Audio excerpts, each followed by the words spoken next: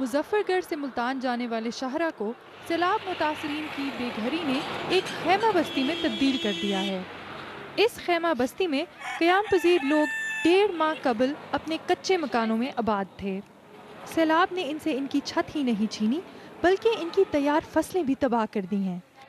अगर नीचे जाते हैं तो नीचे पानी खड़ा हुआ है, ठीक है ना, तकरीबन 2-2 फुट पानी है, तो उसकी वजह से बीमारियां फैलती हैं, मच्छर हैं, ठीक है, और खाने का कोई सही इंतज़ाम नहीं है, ठीक है। अगर रोड पे बैठने का भी हमें शौक़ नहीं है किसी किस्म का, वो रात को ना हमें सुकून से नींद आती है और ना ही हम जो है ना कुछ खा पी सकते हैं सही तरीके से।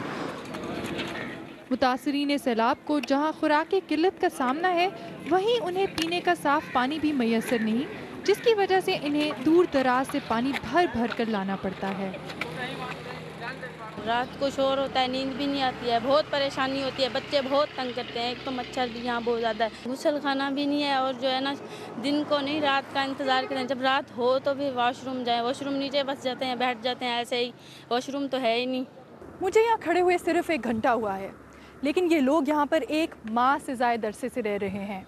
तेज़ धूप, गाड़ियों का शोर, धुआं, बच्चे, जानवर, यहाँ पर थोड़ी देर भी रुकना महाल है।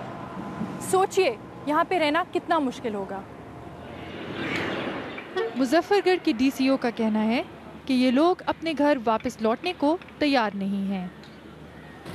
वापसी के लिए आप देखें कि अपनी एक तो विल है, बैठे हैं, हम तो इनसे उनको कहेंगे कि जी आप वापस जाएं और इनको सहूलियात भी प्रोवाइड कर देंगे। खासते बहुत सी आती हैं और उसमें से बहुत सी झूठी होती हैं। अगर मेरे पास 300 लोग आते हैं ना एप्लीकेशन लेकर जी कि मेरा घर डैमेज हुआ है, तो उसमें से 3 सही होती है। ये मेरा अपना एनालिसिस है जो हमने पिछले दिनों में किया।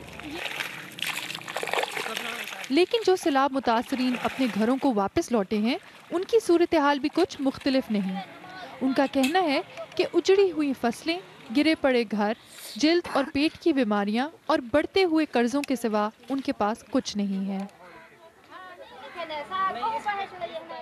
हम तो यही चाहते हैं हमें दे दें कुछ, चल इमदाद दे दें हमें। हम मजदूर इंसान हैं, मजदूरी करेंगे तो हम अपना पेट पालेंगे।